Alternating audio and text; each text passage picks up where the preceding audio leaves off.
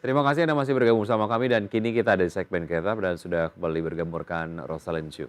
Ya, dan pemirsa untuk membahas tema Create Up menarik kali ini mengenai ekspansi Surya pasca pendanaan sudah tersambung melalui line Zoom bersama dengan Mas Adi Laksmana Putra, VP of Commercial Surya Daya Indonesia. Halo Mas Adi, Halo, apa halo, kabar? selamat pagi. Baik, apa kabar Baik, Mbak Rosali, Mas Wiki? ya baik. Terima kasih sudah bergabung bersama kami di Create Up pagi hari ini walaupun lagi terjebak macet ya Mas Adi ya. Iya, mohon Oke, maaf sekali nih, saya baik. Zoom-nya dari dalam mobil. Ya, so good. Mas Adi, ini selamat atas pendanaan lanjutan yang diperoleh. Seperti apa sih cerita di balik pendanaan yang diperoleh kembali oleh Surya ini, Mas Adi? Mungkin kalau saya boleh ceritakan sedikit, Surya sendiri kan sebenarnya sudah cukup lama didirikan ya. Meskipun kalau kita bicara sektor energi terbarukan ini, sektornya sendiri tergolong baru. Ya. Nah, jadinya terkait pendanaannya ini tentunya itu seiring dengan semakin berkembangnya sektor energi baru dan terbarukan di Indonesia.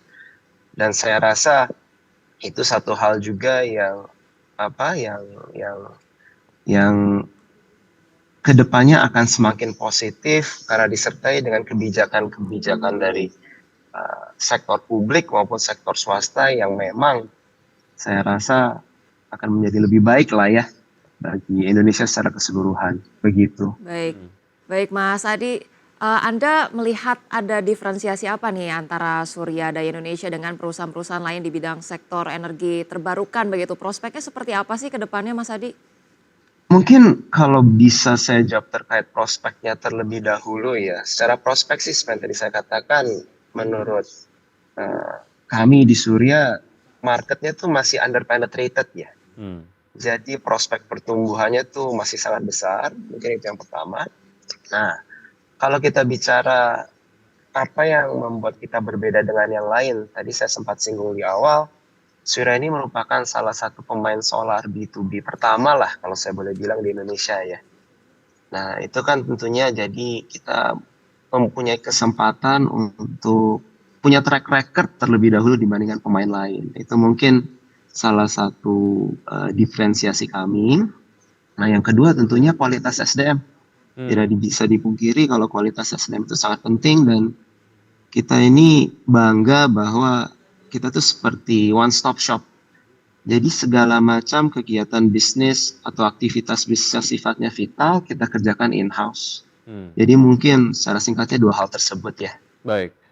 Mas Adi, secara objektif apa sih yang membuat venture capital memutuskan untuk menguncurkan pendanaan ini ke Surya? Tidak bisa dipungkiri sektornya sekali lagi di Indonesia mungkin dibandingkan dengan negara-negara lain sektornya tergolong baru. Jadi untuk pertumbuhan kedepannya pasti akan cukup pesat dibandingkan yang lain. Dan juga ada tren ya seperti tadi saya katakan ya, kebijakan-kebijakan dari sektor publik yang cukup positif gitu untuk mendorong Indonesia semakin mendekati green economy. Baik, terkait pendanaan sendiri ini ke depannya akan digunakan untuk apa saja sih Mas Adi dan kemudian ada target terdekat apa dari Surya Daya Indonesia yang terdekat Mas Adi? Baik, untuk pendanaan mungkin seperti Mbak Rosalin, Mas Wiki sudah pernah dengar sebelumnya, ini kan bukan pendanaan kita yang pertama. Setiap kali kita lakukan pendanaan itu pasti kaitannya dengan kita ada proyek-proyek baru yang kita berusaha kejar gitu ya. Nah, ini berkaitan dengan target jangka panjang kami juga. Kami bergerak di bidang B2B, kami rasa sekali lagi marketnya masih underpenetrated, kami ingin terus bertumbuh dalam sektor ini sekaligus mencari peluang jika ada kesempatan ekspansi di segmen lain ya, begitu. Oke, secara cakupan market sejauh ini untuk Surya di Indonesia terutama seperti apa Mas Adi? Mungkin secara kalau saya bisa bilang consumer base kita ya, Mas Wiki, kita tuh ada sekitar lebih dari 170 lokasi PLTS atap dan itu tersebar di seluruh Indonesia dan dari berbagai sektor juga. Jadi kami ada di sektor manufacturing, kami ada sektor cold chain, rantai berpendingin ya, kami ada di sektor tekstil dan lain sebagainya.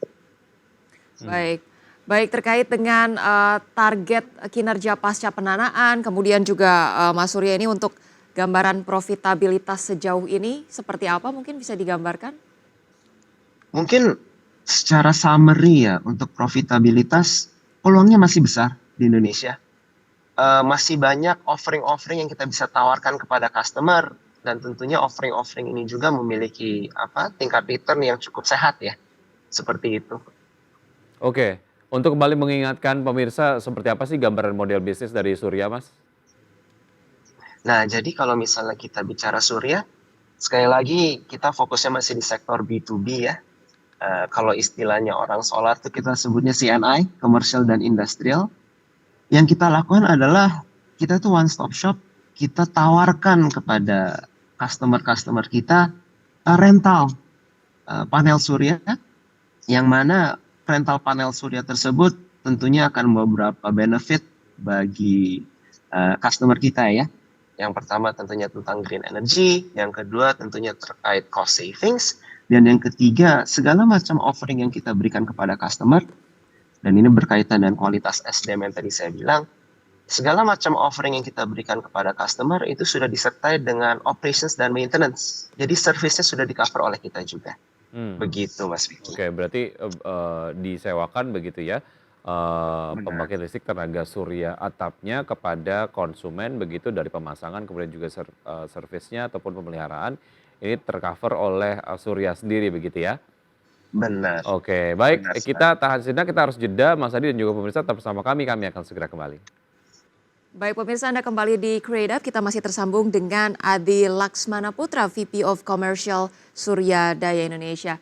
Baik Mas Adi, terkait dengan produk-produk utama atau layanan utama yang dihadirkan oleh Surya Daya Indonesia, sebenarnya sepanjang ini sudah sejauh apa dan dari Surya Daya Indonesia sendiri ini untuk meningkatkan raising awareness dari masyarakat Indonesia sendiri terhadap produk-produk yang dihadirkan seperti apa?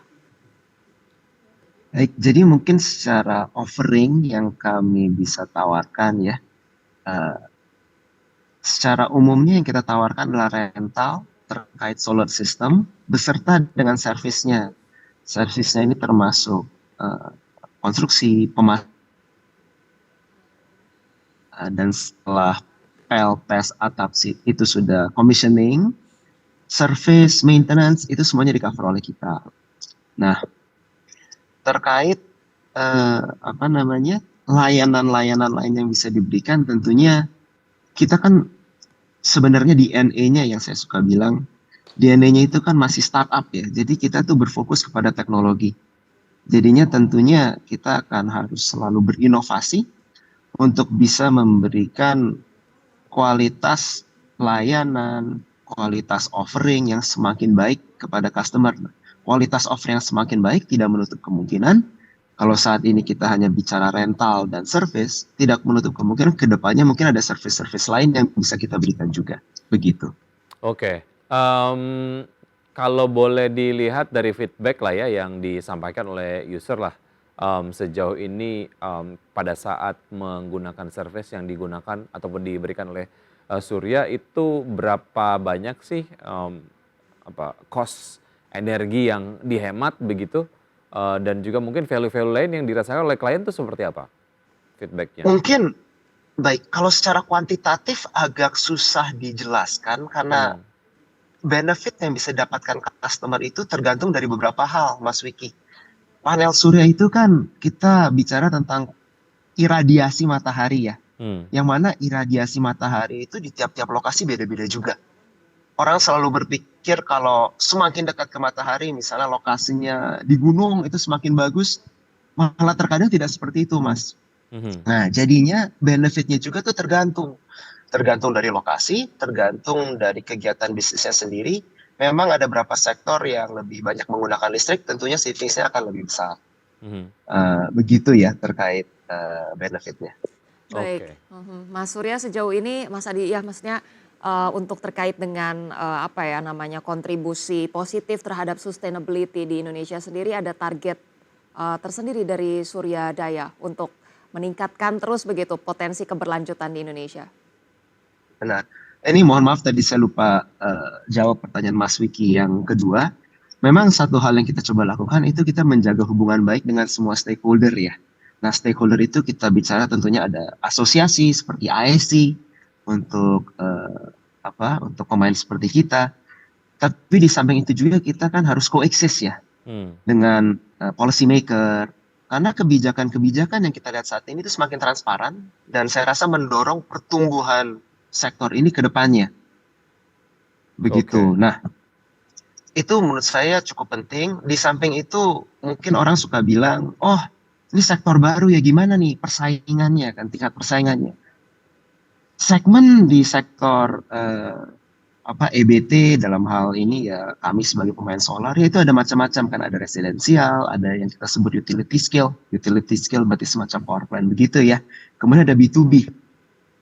Sekali lagi secara keseluruhan sektornya masih under penetrated. Jadi persaingan itu menurut kami malah cukup baik ya, cukup positif karena itu meningkatkan awareness terkait sektor ini secara keseluruhan. Begitu sih, Oke. Mbak Rosali. Ya. Baik. Sejauh ini hanya menyewakan saja PLTS-nya, ada rencana untuk menjual kepada konsumen? Itu mungkin salah satu segmen yang saat ini kita belum terlalu banyak sentuh, Mas Wiki. Tapi nggak menutup kemungkinan ke depannya itu satu hal yang kita terbuka untuk explore juga. Oke. Artinya ini memang sejauh ini dengan model bisnis menyewakan PLTS sendiri kepada user gitu, itu kemudian menjadi model bisnis yang menarik. Tapi menjual secara langsung juga ini menarik juga potensinya ke depan gitu ya? Benar. Cuma Oke. mungkin yang saya ingin tekankan karena sektornya relatif baru, kalau kita rental, yang kita tawarkan kepada customer adalah customer tidak perlu keluar uang sepeser pun di depan, Mas Wiki. Berbeda dengan kalau misalnya jual putus begitu kan ya, mereka harus beli, keluarkan uang di depan untuk suatu teknologi yang mungkin bagi beberapa orang bukan suatu hal yang mereka sudah cukup familiar begitu. Baik. Sejauh ini ada sektor khusus yang mengkonsumsi service dari Surya atau rata aja multisektor? Oh, kita multisektor, Mas. Jadi kita terbuka untuk sektor apapun, termasuk shopping center, jadi pusat perbelanjaan, kita bicara tambak ikan, itu kita terbuka untuk explore. Baik. Oke, semoga memang target dari ekspansi yang dilakukan oleh Surya di tahun ini dan juga tahun-tahun ke depan ini dapat berjalan juga dengan lancar ya, dan cakupan marketnya juga akan lebih luas. Mas Adi, terima kasih sudah bergabung bersama kami. Sukses untuk Anda dan juga teman-teman di Surya. Sampai jumpa. Terima kasih Mas Adi, salam Terima sehat. kasih banyak, Mas Wiki, Mbak Rosalin. Terima kasih pagi. Baik, dan kita akan kembali melihat pergerakan dari IHSG dari pembukaan sesi 1 hingga saat ini seperti apa pergerakannya begitu ya. IHSG bergerak menguat 0,27% di level 7.289,413. Iya, sementara saham-saham yang mengalami penguatan signifikan pada pagi hari ini di top gainer sendiri ini adalah AMMN, disusul saham ESA, Atla, Suri, Wika, PTPP, MNCN, kemudian Bull, dan juga ISEA. Sementara itu top losers adalah Boga, BLES, Golf, Film Dewa Bumi, EXCL, JTPE, PSAB, dan juga TOWR.